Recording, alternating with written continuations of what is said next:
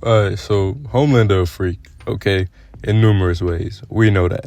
Season 4, he went full Joseph Stalin, and now he's trying to take over the whole damn world. For 4 straight seasons, the boy's been trying to terminate his ass, but obviously he not having it. If we looking at the scoreboard right now, I'm gonna be real, Vought kinda whooping their ass. Don't get me wrong, they capped a few soups here or there, but that's about it. Most they did to Homelander was fuck up his ear a little bit and get on his nerves, even after Billy and Huey took V. So it's clear the boys need some help, which is fair to say. For most of the show, they've just been a group of highly motivated but regular ass niggas. So who better to call than the greatest regular ass nigga of all time? Today, we travel back to the very beginning of the show, and instead of the boys, we drop Batman in their place and let him handle the case. How long would it take the greatest detective of all time to handle Homelander and Vought? Well, first and foremost, Batsy would have to figure out that soups are bad people in the first place, which wouldn't be that hard at all. Let's be real, Bruce nosy as hell. All it takes is him stumbling across one of them sex dungeon parties on one of his nights roaming the streets, and then he'll go further and further down the rabbit hole. Soups also had a lot of mysteriously covered up deaths that would not go unnoticed by someone like Batman. Most people took hush money and kept it pushing, but a little bit of digging and Bruce could easily find out about plenty of different incidents. I'd give it about honestly 3 days to a week till Bruce is on to the soups and all their activities. Remember, most of them aren't actually saving people and it's all for show. It wouldn't take long for Batman to notice that something is not right. Bruce is eventually going to find it weird that he never actually comes across any soups saving anybody. Might tail one of them and find out what they all get up to. There's plenty of ways he can find out about them, but most of them wouldn't happen in anything more or less than about 3 days to a week. So I'll say that's the time frame. Now that he knows soups are freakazoids though, what's the go-to? He can't just go put hands on all of them one by one. Let's be real, most of them giving him the Beast by Dre in a straight up one-on-one. But Bruce has always been a tactical little guy. There's multiple different angles he could take. First, he would need access to information on all the soups, how they got their powers, what their powers were, their weaknesses, their whereabouts, all of it. Now, some of that was already public information, not all of it though. He doesn't know how they got their powers and basically only knew as much as Vought allowed the public to know. So what's the plan here?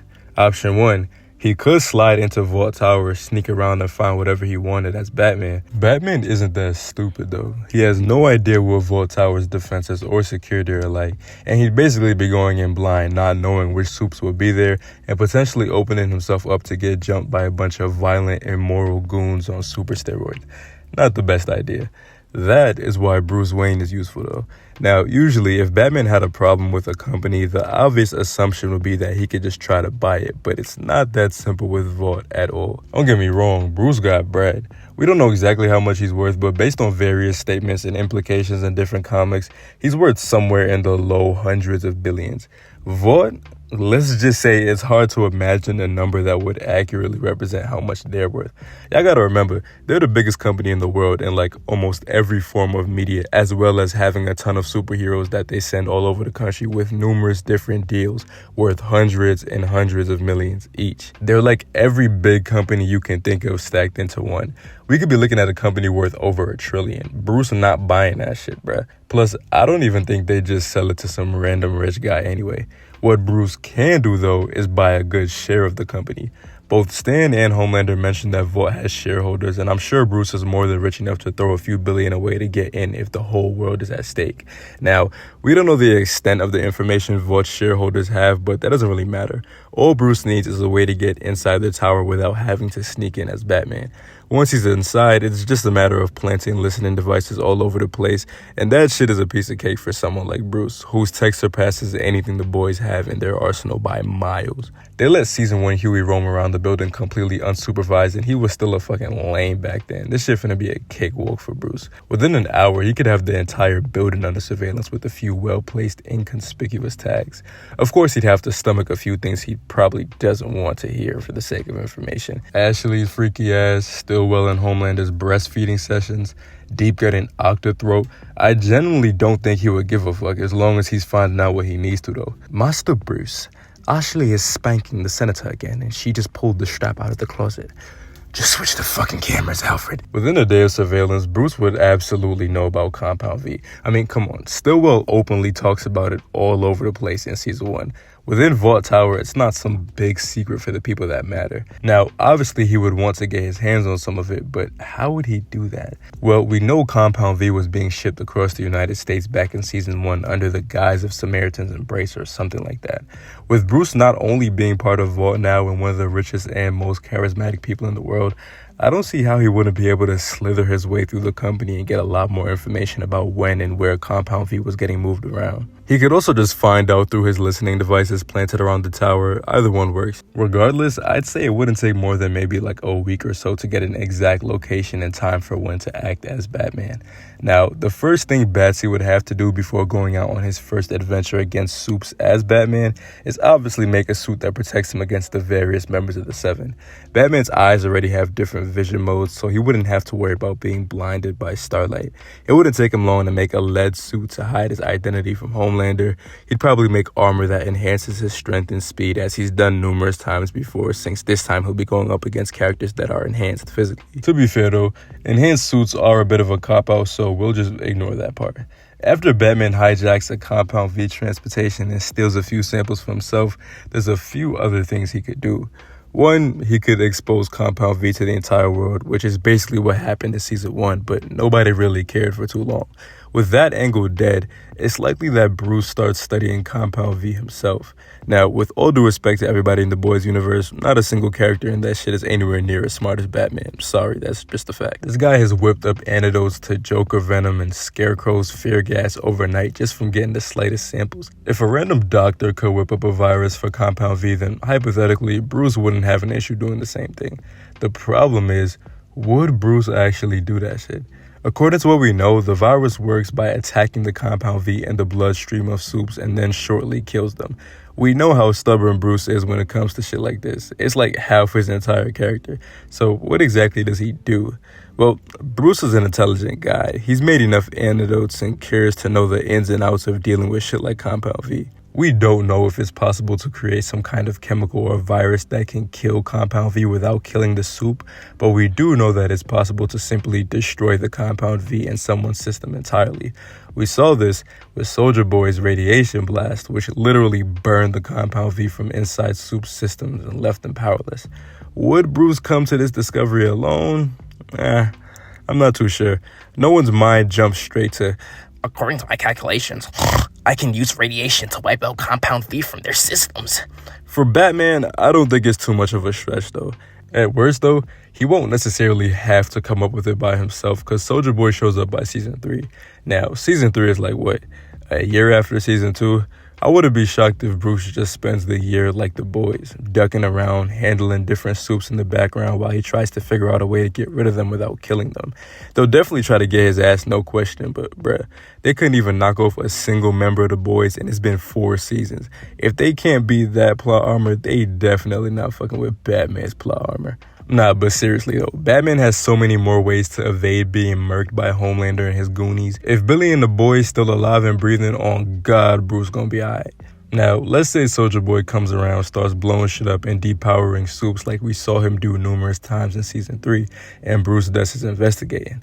Discovers that Soldier Boy was literally burning the V out of Supes' bodies.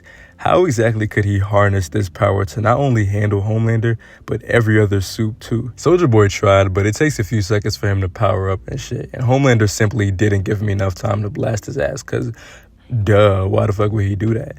If Batman wanted to get Homelander with Soldier Boy's blast, he'd have to first ally himself with Soldier Boy, which wouldn't be too hard. Soldier Boy had no problem beefing with Homelander. Even if he can't ally himself with Soldier Boy though, if he can at least get the chance to study Soldier Boy a little bit and figure out how the Russians made him radioactive, it's highly likely that he could replicate the power and make something like a radiation bomb. Other than that, he'd have to catch Homelander off guard, and it would have to be quick as shit too, because Homelander's fast enough to escape almost instant explosions. We saw it at the end of Season 1. Fortunately for Bruce, there's numerous ways he could go about this, and here's my personal favorite one. With all the information he'd gathered from Vought Tower, Bruce would already know that Homelander was a freakazoid with mommy issues and an unnatural thirst for breast milk. This is where he called one of the homies. Ring, ring, ring. Yo, Selena, I need you to shove your titties in this dude's face real quick. Now, would she do it? It depends on which era of Catwoman it is. More likely than not, she would, though. She's had no problem seducing people when she wants to get her way in the past, and there's been numerous times she teamed up with Batman for the greater good. Now, Catwoman slithering into Vought Tower one random night and seducing Homelander wouldn't really be hard. It's Catwoman. Homelander a horny dude. He'll stop questioning shit shortly after she pop a titty. The guy still gets tongue-tied when he sees boobies all the way through season 4. I don't think Catwoman struggles much here. The real issue will be getting Soldier Boy or a bomb into Vought Tower so he could explode all over Homelander while he's distracted. There's also the issue of getting Catwoman out of there so she doesn't get blown the fuck up, but there is a solution for this, and unfortunately, yes, it is freaky as fuck. Considering the fact that Bruce Wayne is part of Vought, not many people will question him entering the tower late at night with a random dude, and we know by this point that baseball hats work as effective disguises in superhero movies and shows for some reason.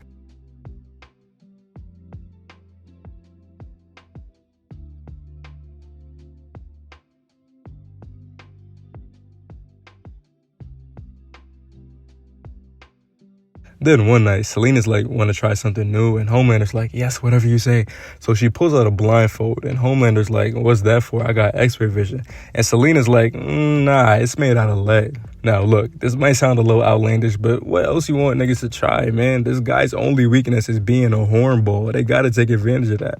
So she blindfolds him, and then, while he lays there waiting, Selina slips out and Soldier Boy slips in, or she brings in the radiation bomb, whichever one.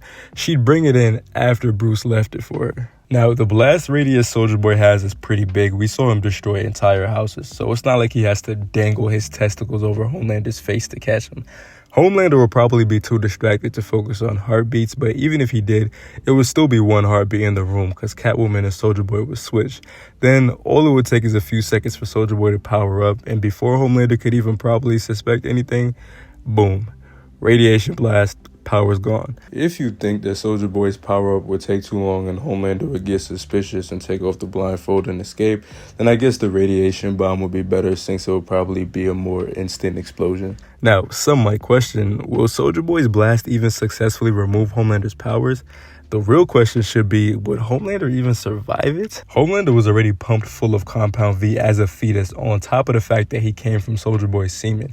Unlike other soups who were just injected with it, he was produced entirely through and through with Compound V in his system. If it all gets burned away by Soldier Boy's radiation, who knows if Homelander even survives? There's a chance he just dies, but there's also a chance he just gets severely weakened, either to the level of an extremely weak soup or to a human level. He does have way more Compound V in his system than other soups, so there's a chance there might be some remains, but regardless, he still ends up weak enough for Batman to contain him. Whether Homelander lives or dies, the aftermath will remain the same. Obviously, if Homelander ended up dying, Batman would be devastated and shit because it would be unexpected and not what he intended, but womp womp, nobody cares, nigga. And the likely chance that Homelander survives, but he's just weakened, it wouldn't be hard for Batman to imprison the much weaker villain and hide him away, giving Vought the impression that he was dead. The aftermath of this would be utter chaos that Bruce would have to take advantage of. First order of business would be heading out and finding Vaught's scientist, which wouldn't be hard as one of the richest members of the company. Even if he couldn't get the location of the lab himself, which he probably would be able to, he could just interrogate one of them until they cough it up, head over to the lab and snatch up all the Compound V, which I'm pretty sure is what Homelander did in season 4. As far as we know, he had all the Compound V in the world left in his apartment since Vought stopped producing it after being exposed. Of course, that wouldn't have happened yet since this would all be happening back in season 3, but y'all get what I'm saying. So Batman would now have either a dead Homelander or a weakened/human Homelander, as well as all the rest of the Compound V in his possession. Now the only issue would be eliminating the rest of the soups without killing them. Vought would undoubtedly be in shambles with the disappearance of Homelander, but since Homelander had kicked Stan out and basically took over, there wasn't really anybody to run damage control. Nobody to really step up and take control of the company. Well, nobody besides a certain man who was one of the single richest men in the world. With the company in chaos, he would seize the opportunity and rise to the top. It might take a little bit of throwing around his weight in the bank department, but with how charismatic and intelligent Bruce is, he could claw his way to the top of a new hierarchy at the company. Just taking over Vought wouldn't be enough. Too many soups were individually horrible people to try to control, and now that he had a way of reliably depowering them, it would be better to take their powers instead of allowing them to continue to operate, especially since almost none of them actually saved people anyway. So here's the plan. Announce Homelander's death to the public. Everybody at Vought's supposed to believe that a funeral will be held for Homelander, who was allegedly killed in a fight against superpowered terrorists. Every single superhero would be invited and required to attend the event and pay their respects to Homelander. As an added incentive to show up, it would be announced that the new leader of the Seven will be chosen and announced from the people there. In reality, though, it was about to be the most vile backdoor of all time. Planted among them would be Soulja Boy, seated directly in the center. During the ceremony, perhaps right before the big announcement for dramatic effect. 1, 2, 3, kaboom. A couple seconds for Soulja Boy to charge up, and before anybody could properly figure out what's going on, kablamo. A room full of depowered soups. Now, don't get me wrong. If you look closely, you can probably find a few holes in this hypothetical for Batman, so if you've made it this far, comment any flaws in this strategy. At the moment, though, I feel like Batman could have got it done by season 3 minimum. If it was a DC story, they'd probably just make him build a big-ass anti-Homelander suit and he'd beat him the fuck up. I thought this would be a slightly more fun way of looking at it. Thanks for watching, y'all. I'm gonna catch y'all later.